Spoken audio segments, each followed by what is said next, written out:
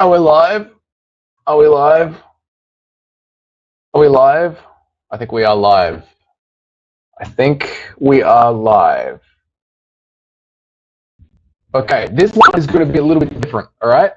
We're going to look at Chael Sonnen's most recent video and look at why the UFC is already starting to put in our minds the idea of Sean O'Malley getting an immediate rematch. And because I am going to be working a very early start tomorrow, I figure we'll cover this now and I'll probably shoot it in the way, I'll talk to you guys in the way that I do my videos in the morning, and then I might just edit that down and at least have this segment of the live as tomorrow's video.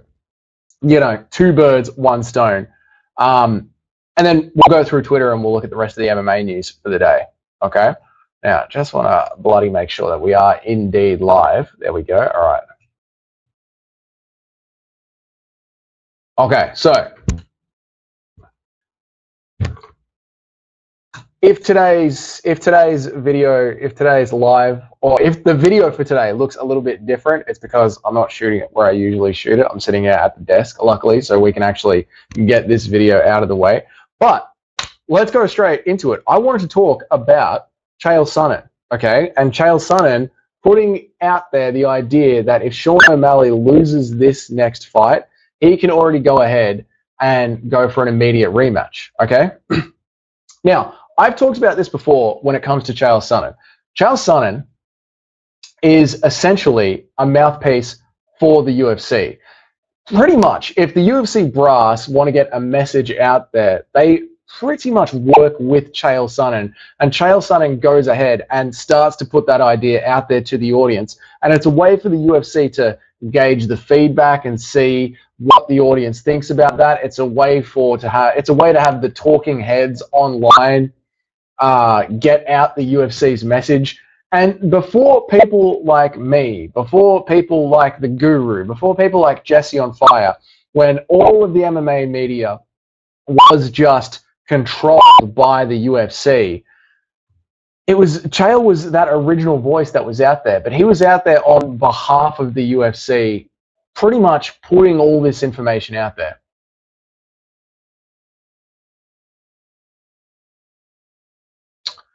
But now, obviously, with so many other voices online in the MMA world, making like small videos like this, and obviously those massive content creators like Jesse on Fire, like the MMA Guru, all running these counter narratives, Chael's ideas sort of aren't coming across the way that they used to, and it's very, very obvious to spot when he is doing something on the UFC's behalf. So pretty much when you're listening to Chael Sonnen, you want to be listening out for what is he actually, like, what is he saying and what's the message behind the message.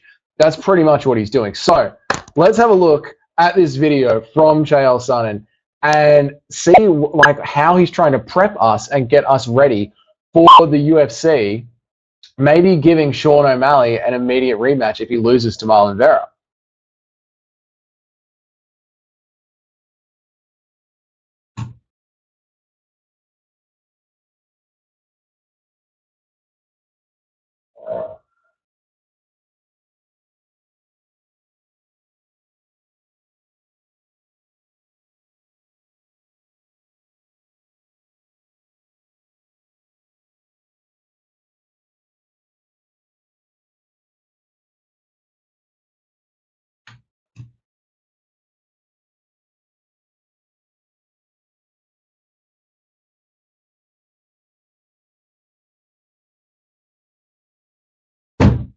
Cool.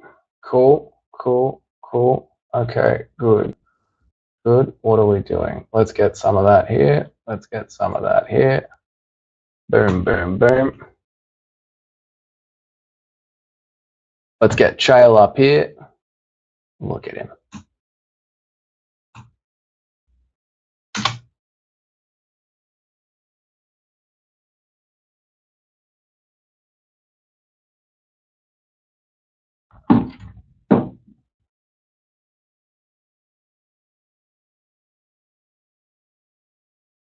Oh, is the desktop audio playing?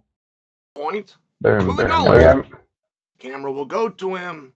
The words will be said. Let's get Chael up here. Rob DiSavili watches on. with a close eye, knowing that he's next for either man. All right, great. Fight comes to an end. O'Malley wins. O'Malley turns to Merab. He addresses him. Merab pushes through security. They get a face-off. Maybe O'Malley steals his coat this time, right? Are we close? Are we somewhere in there? Oh, is the desktop audio playing? Because as that story goes, it is Boom, important boom, that boom. O'Malley wins. Camera will go. If O'Malley is to lose, Let's get Chael up here. As good as the information you have watches the time that you had with a close eye. So when we were picking number one contenders and we're saying who's next in line, we were never considering that O'Malley would lose the very belt that we're discussing. So the second that he does lose the belt, by proxy, at least in my mind, he falls to number one contender. At least within my mind. There it is.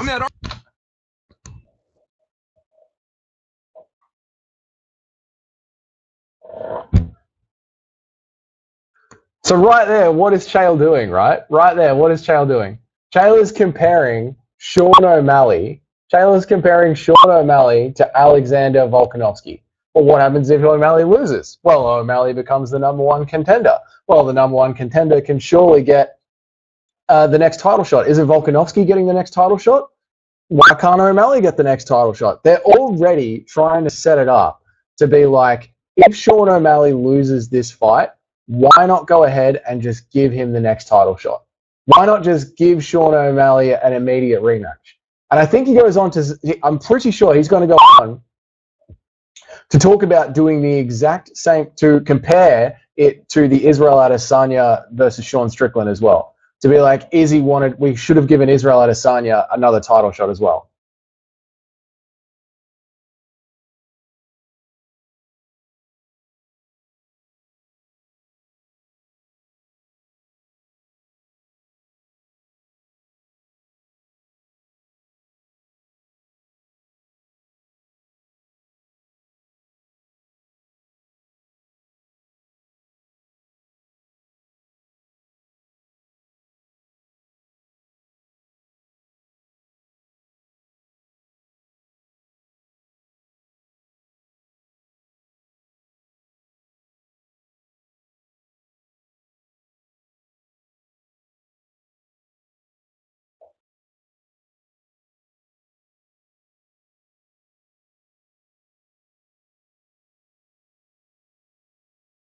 So that's what he's doing right now. He's already comparing the Merab Dvalishvili situation to the Sean Strickland, Israel Adesanya situation. So we're already, hey brother, you can't hear Chael? Oh no, I didn't have the desktop thing on. There we go. Let me go back.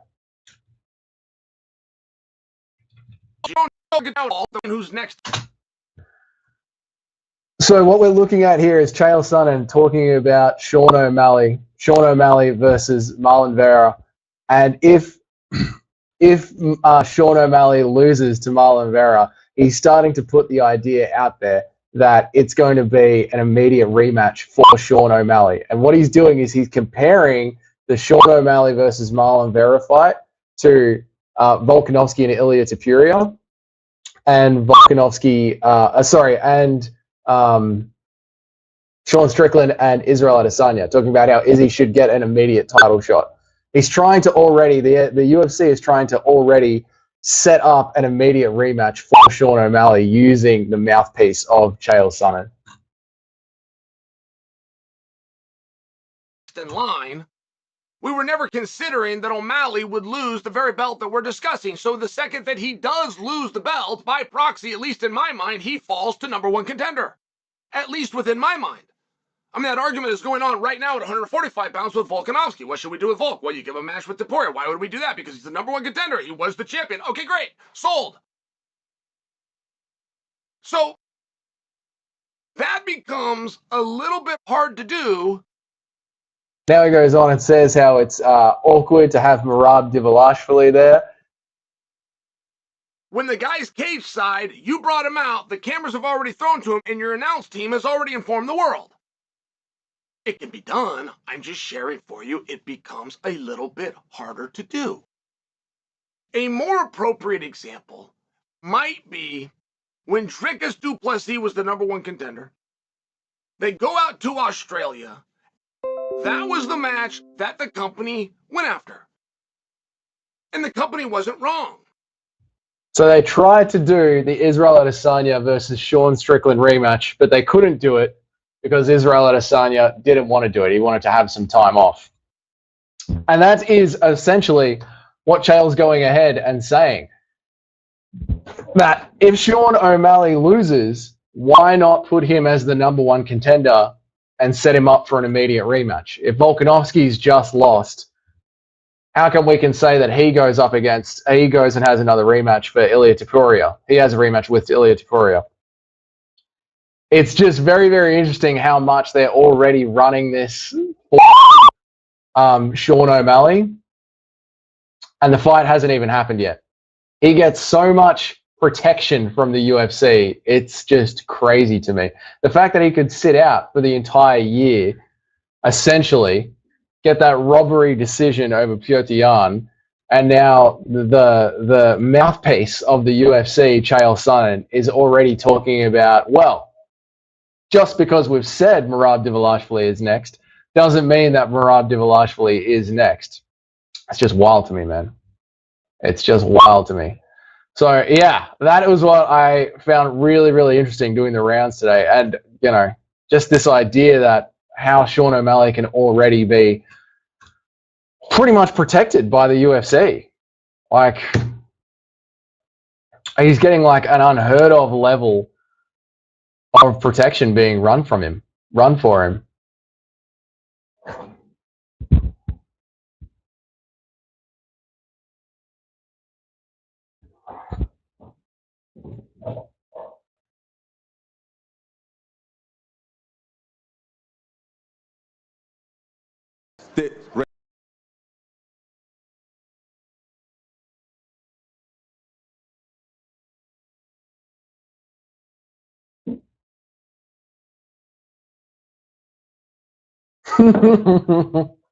I've just seen this. Tyson Fury is having a go at Francis Ngannou at Francis's press conference. Let's check this out.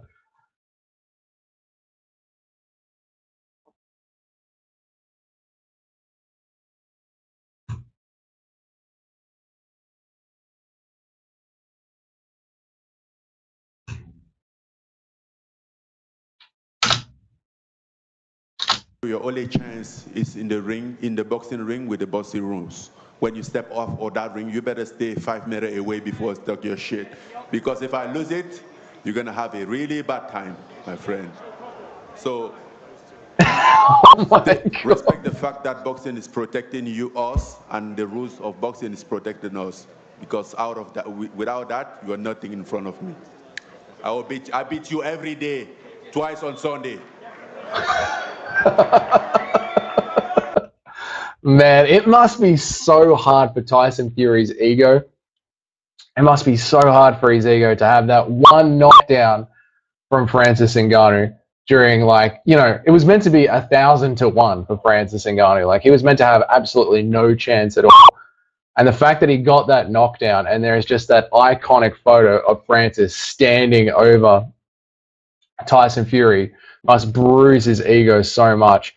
And Francis is 100% right. You know, that's the thing. Like, it's the rules of boxing that keep Tyson Fury safe from Francis. I mean, we saw during the Francis-Cyril Gane fight that Francis can wrestle when he needs to. I mean, we can't forget that Francis had a broken knee. Like, he had a torn ACL or something like that, and he was still wrestling. Now, again, he was wrestling against Cyril Gane, and John Jones showed us that Cyril Gane's wrestling is like the worst wrestling in the world, but he was still able to do it.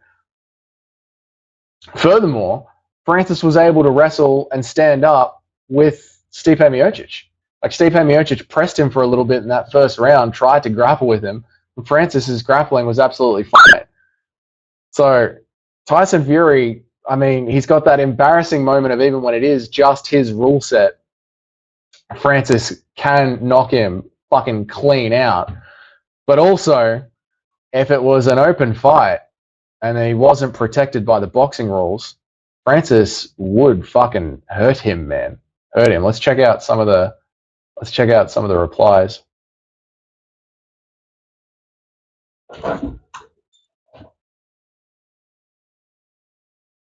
What's up, Mohammed? How are you, brother?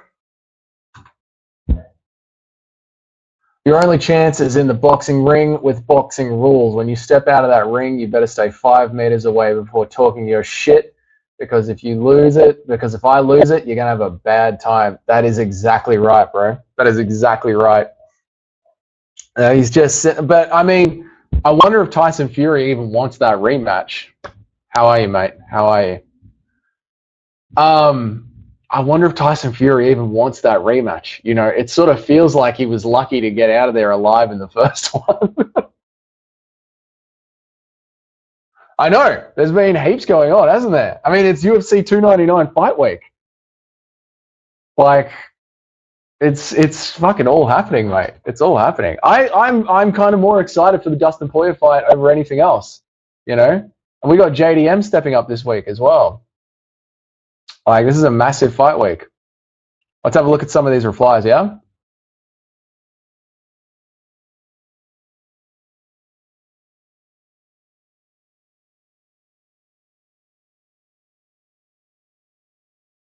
After this interaction, boxing fans have nothing to say.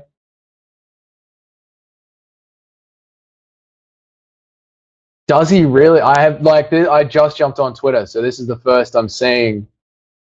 This is the first I'm seeing of it. And it's actually, on this clip, it's really hard to hear what Tyson's saying, isn't it? But does he really admit it? I wonder, does he actually want that fight? Excuse me. Does he actually want a rematch with Francis?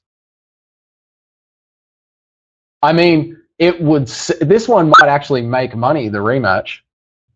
You got everything on lock. I mean, this would actually make money, this rematch, wouldn't it? Because the first one, I don't know if it actually sold a bunch of pay-per-views because we all sort of assumed that Francis was just going to get steamrolled. He admits it in the first 30 seconds? No shit. No shit. Let me see if I can hear it again. Hang on. Let's go again. Is it 3 or 4 minutes? Okay, I probably just got this section then. We'll see if we can... Sky interview on YouTube. Check it out. Okay. Let's check it out. Let's move this out of the way while I do my YouTube.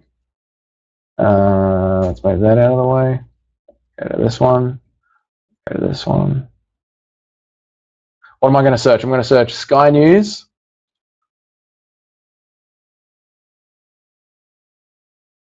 Sky News. What do we reckon?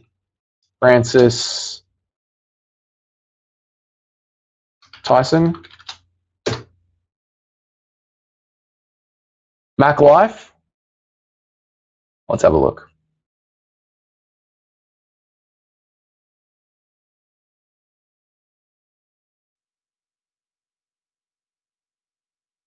Let's have a look, man. I'm bringing it up now.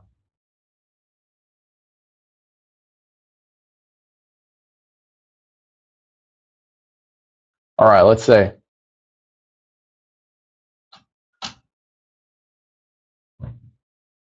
Ben Davison, AJ's trainer, said you'll struggle to do 10 rounds with AJ at the pace he's willing to fight. What do you respond to that? Yes, that's true. I will struggle to do 10 rounds. I struggle to do 10 rounds. And if anybody doesn't struggle Literally, not this one, not this one? Okay.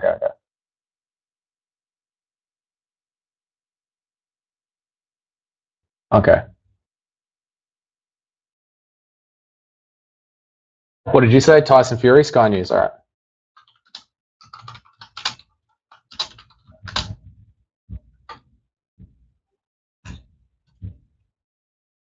How about the top of the bill then, the nominal top of the bill, AJ against Ngannou? You made some mischievous comments as usual about how Ngannou should be thanking you basically for making millions. Because like, all of his UFC career made about $1 million, and I made him about, I think it was $6-7 million against me. So he should be thanking me really. Instead, I've had to tell him off in front of a load of people, yeah, because he's having a lot to say on camera after I give him his biggest payday about 1 million times, yeah, and I don't know, just like he's an ungrateful, really. Yeah. who wins in the main event? No scar or anything. I can't really tell how good Ngannou was because I had a lot of problems in that fight. We all know it was a performance. I'm not going to make any excuses because I never do. However, even there where he I don't faces know how the good he camera. was, but one thing I do know is I hit him with some good punches, and I hit him with an elbow right in the face and never budged him. So I don't know how good his boxing is. So I don't even know how strong he is. Fuck, there you go, mate. Flush punches with 10-ounce gloves on. Literally admits it. So it's a good fight. Here's the thing. Wow. It's so funny how he's like claiming the success for the payday when it was the Saudis that got the deal done. It was the Saudi money that paid both of them and paid for the entire show. Like, it's not like it was Fury's pocket that got it done. Fury already had a fight lined up with Usyk, and the Saudis just threw a bunch of cash at both of them to get this one happening as pretty much like a promotional show for Tyson Fury versus Usyk. And now, like you're saying, he's meant to be out of the Usyk fight because he has a cut. But where's the cut? Where's the cut? Where's the cut? Why is he bragging like it's his money that got the show happening? Dude, nice one. Nice catch, brother. Nice catch on that one. Fucking cheeky Tyson Fury. He must want that rematch. He must be wanting it bad, huh? He must be wanting it bad. Like, this one might actually start to make some money, the rematch.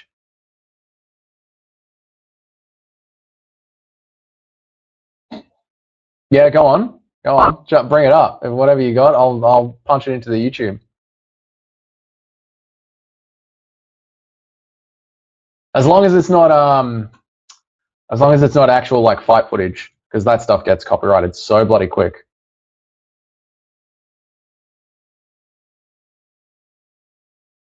Yeah, they see each other in the hotel.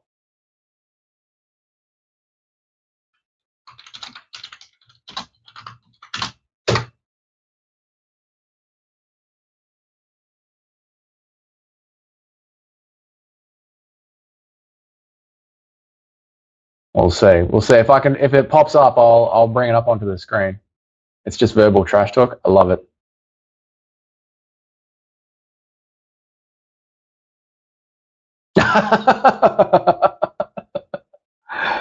Oh my god.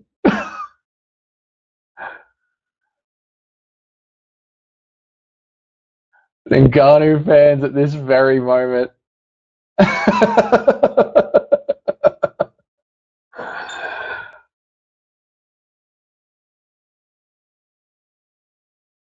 It's verbal trash talk. You can see how crap O'Malley is at trash talk. It's about a 10-second clip. Yeah, dude, O'Malley's trash talk is not good. I honestly think O'Malley has stage fright. I think O'Malley's really, really good when it's his podcast, his show. But I think when he's on a big stage and a lot of the cameras around him and he's not used to the atmosphere, he's not very quick with it, and he doesn't really like project his voice and speak loudly. It's very, very strange. But if you can direct the clip to me, then I'm going to try and link my Instagram, not today, but eventually I'm going to try and link my Instagram to this computer so you guys can send me links and I can pull them up on the screen. But yeah.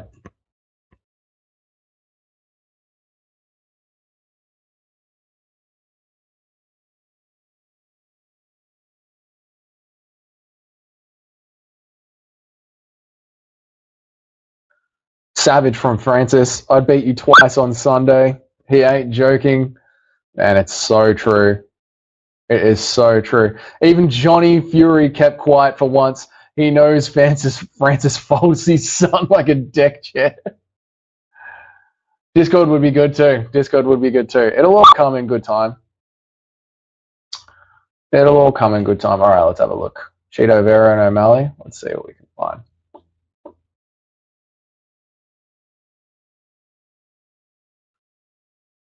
On YouTube, I'm guessing.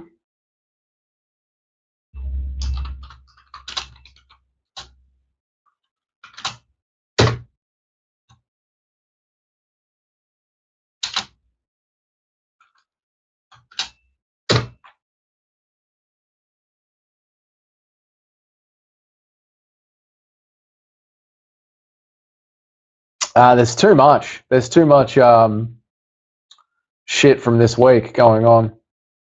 Like it's all just interview. Twitter? Okay. Let's have a look.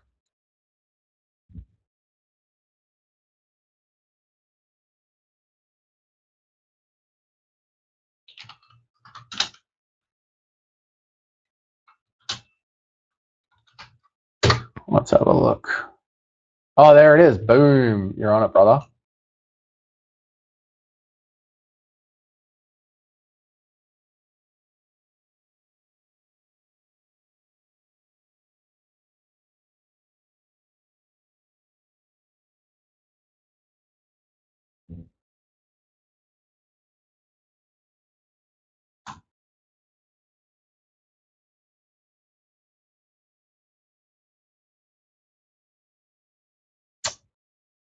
They barely even talk to each other.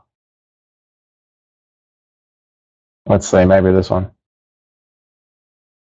It speaks Spanish.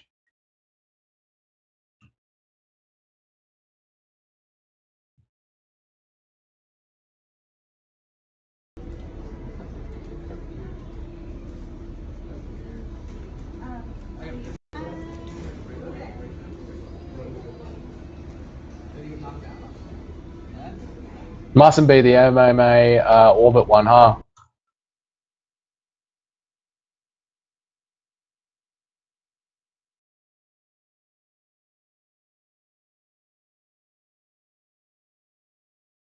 That's it. That's all we're getting.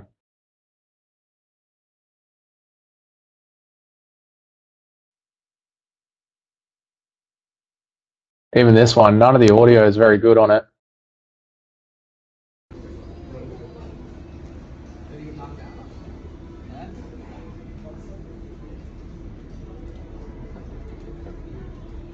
Cool. On it. On it, mate. Nice. Perfect. Ready to get knocked out? Yeah? Come suck my. Come suck my. That's weird. I asked him to suck my. I'm bulletproof, man. I got a strong mentality and. Wait. Where it says like. Ready to get knocked out? Yeah? Come suck my. You ready to get knocked out? Huh? God almighty. Oh, God. Cheeto Vera just fucking gives it to him like, just fucking suck my dick, you little weasel. And Sean O'Malley's just quiet. Oh, shit. I wonder if Sean's like nervous going into it. Oh, yeah, I know. I know. He's only, to me, he's only had like one truly savage moment at a press conference. And that was when they said Aljo won the first round and O'Malley just goes, who won the second? Like, that was cold as fuck. That was cold as fuck. But apart from that, he's never really had much for us. He's probably going to win. I think he's going to win by a controversial decision. I made my video predicting it. I predict it's going to be a boring ass fight. We're going to see Sean O'Malley leg kicks from range.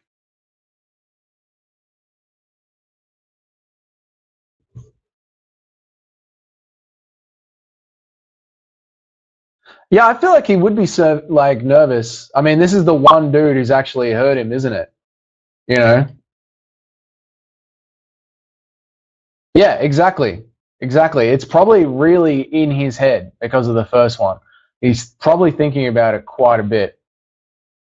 You know, which is fair enough. Like if one person is going to be the one that hurt you, and that's the one, and he's standing across the cage from you from your first title defense, it must play on your mind a little bit.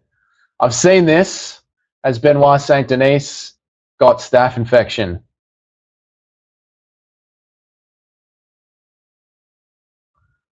Is the fight with Dustin Poirier on or not?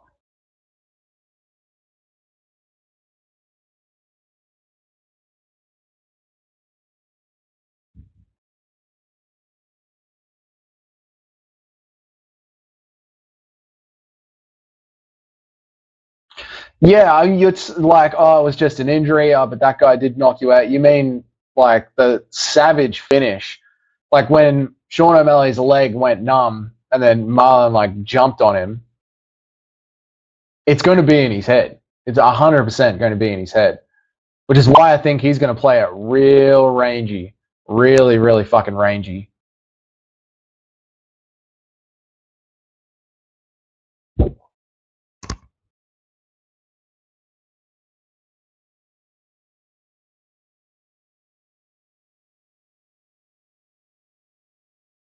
We'll see. We'll see if they make it through weigh-in day. With this sort of stuff, with the staph infections, it's always if they make it through weigh-in day, I find.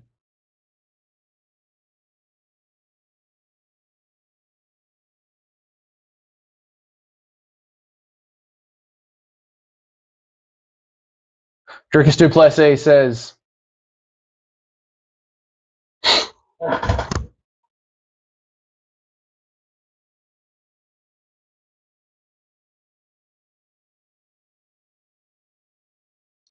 yeah, like once he actually felt,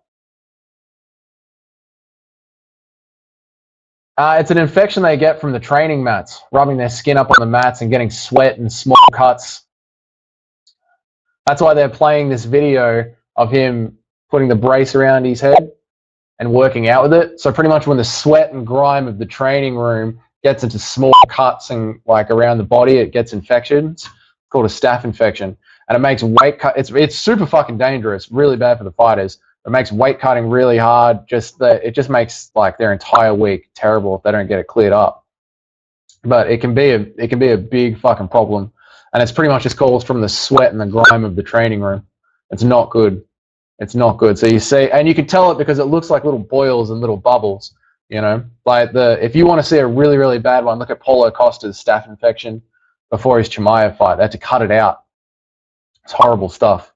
Horrible stuff. And then so when you go to the tweet, they're showing him doing this headgear training, and that headgear is rubbing right there. So if he had a small cut or contusion from sparring, and he's getting sweat and grime pushed into that open cut, and other people are wearing this headgear, and it's got sweat and grime on it, it's not good.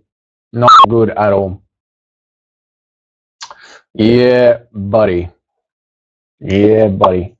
Drickus Duplessis says he's calling the shots when it comes to the Israel Adesanya fight.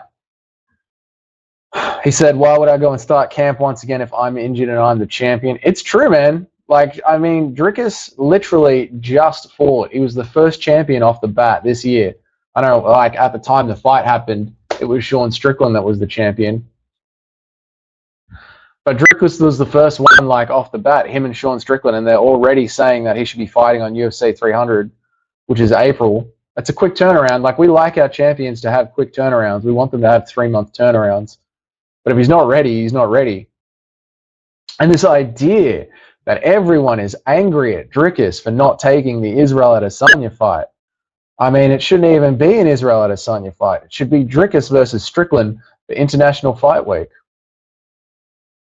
Yeah, Drickus handles himself. I respect Drickus for this statement. Drickus handles himself very, very professionally. Very, very professionally. Even after the Robert Whittaker fight, when you go watch his post-fight press conference, he was very, very professional in it. It's good to see him that way. And he's just speaking facts. Like, he hasn't even said he's not going to take the Israel Adesanya fight, even though Izzy shouldn't be the one fighting for a title. He has just said, I'm not healthy yet. I'm the champion. When I'm healthy, I'll fight. Maybe International Fight Week, which is 2 months after UFC 300.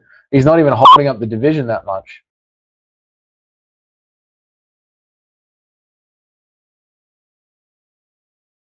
Izzy fans are acting like he's hiding from him. Let's see if we can get any.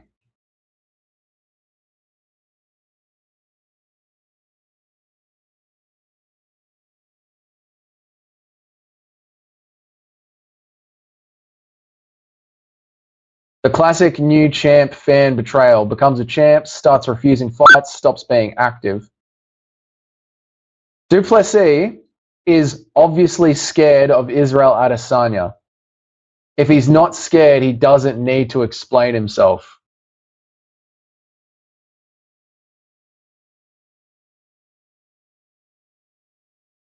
What a cool way of ducking someone.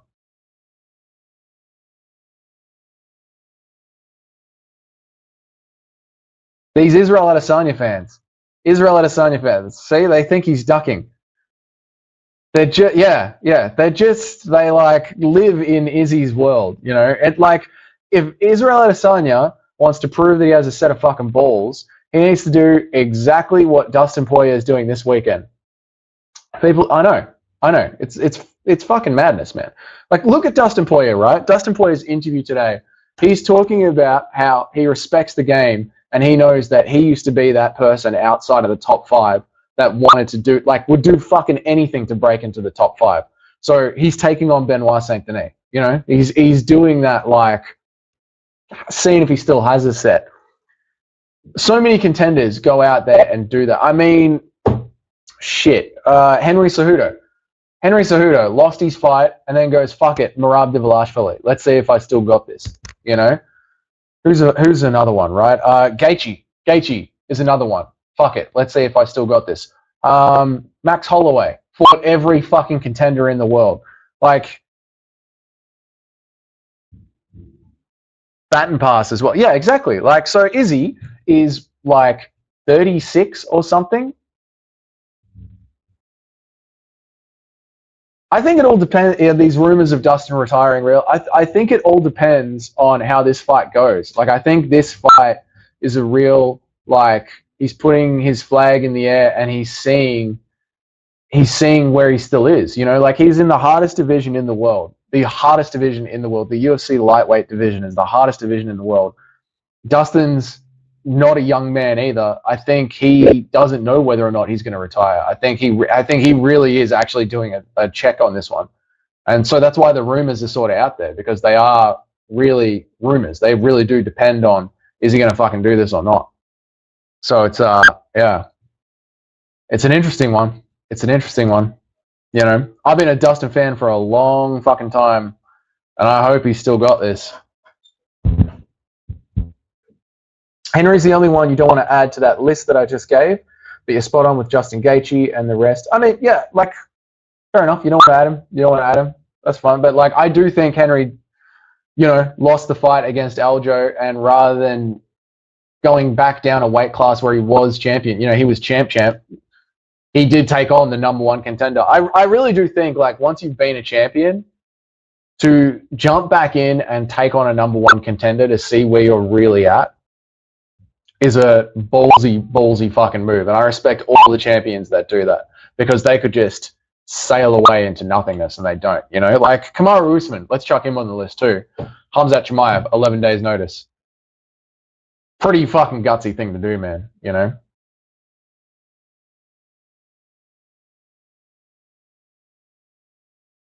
It's going to be a great fight. I'm late on the Dustin train. I feel like he had no choice on that one. Yeah, I guess so. His choice could have been move up, move down, move around, but he chose the #1 contender. #1 contender, like, when you're a champion, you could go up or down depending on how your body fills out.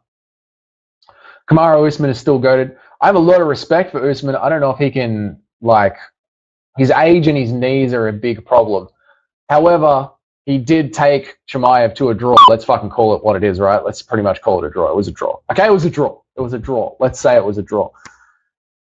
He took Chimaev to a draw, you know, with bad knees and the age that he is. The question is that because Chimaev's lungs are fucked from COVID, or is it because Usman is still really that good? I would love to see Usman stay at the high weight class, and let's see Usman versus Robert Whittaker. Like, properly give them time, announce the fight in 11 weeks' time, give them a proper training camp, International Fight Week, have them as like a feature fight, co-main event, you know, see exactly where they're at.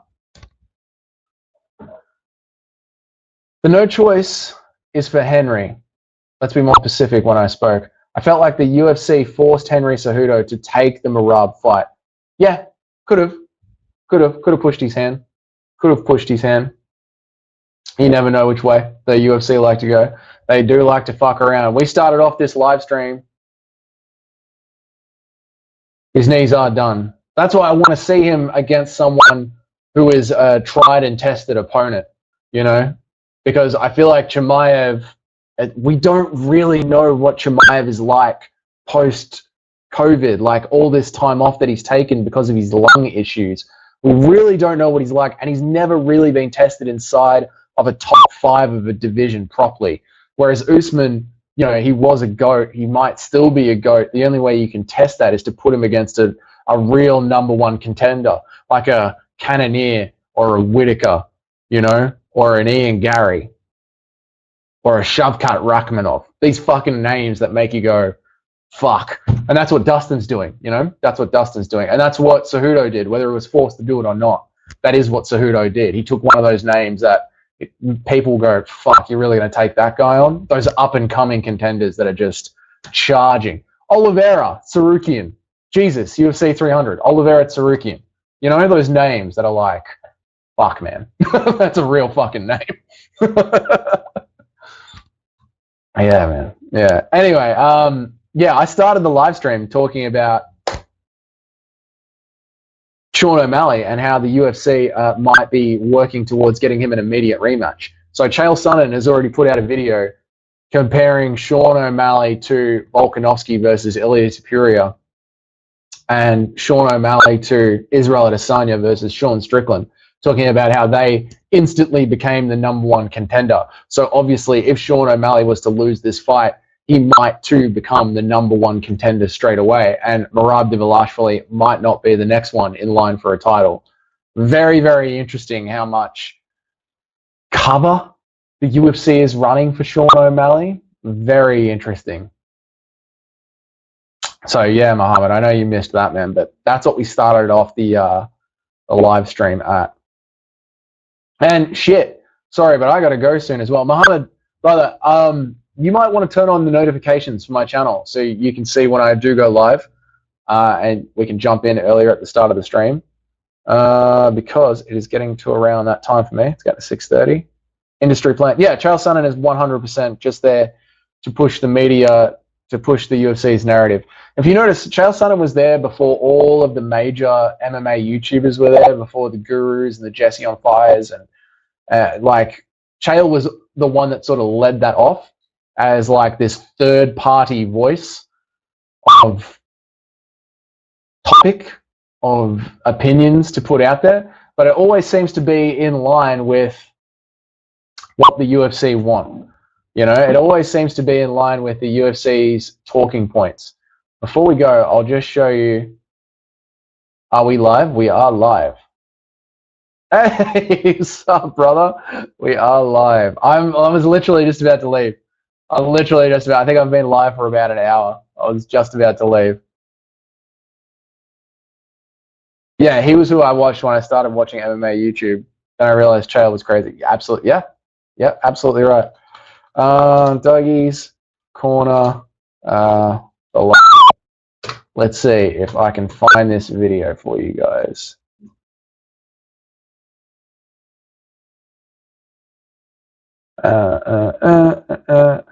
This one right here. How about no? You made it for a live, but you made it just for the end of a live. Sorry, mate. Mohammed, I'm going to recommend this video for you, dude. This one right here. Bilal Muhammad will not be getting the next title shot. Chael Sonnen floats UFC's next move.